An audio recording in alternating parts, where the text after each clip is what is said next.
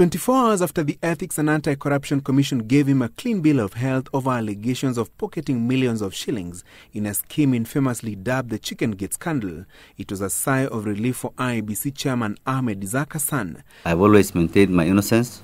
Hassan says accusations of corruption and incompetence had weighed heavily on him and dampened the morale of IEBC members of staff 13 months to the general election. This is a matter which has been hanging over our heads for some time, and they have almost distracted our attention from the core work of the Commission. But I think in terms of preparation for the elections, they are going on very well.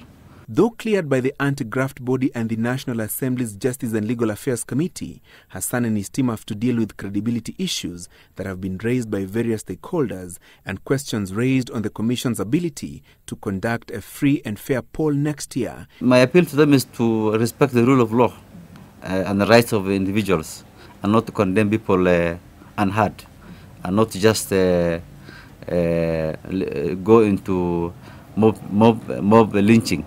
Because that's what I've been subjected to. But as the IEBC chairman expressed his readiness to conduct the upcoming polls, deliberations at the joint parliamentary select committee dwelt on modalities of sending the current commissioners home and the process of appointing a successor team.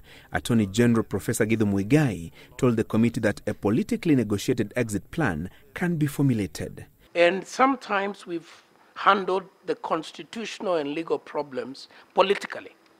That is to say, we have found a way of negotiating a settlement politically that answers the constitutional and legal challenge. The Judiciary Elections Committee has in the meantime proposed an extension of the period for hearing and determining presidential election petitions from 14 to 30 days.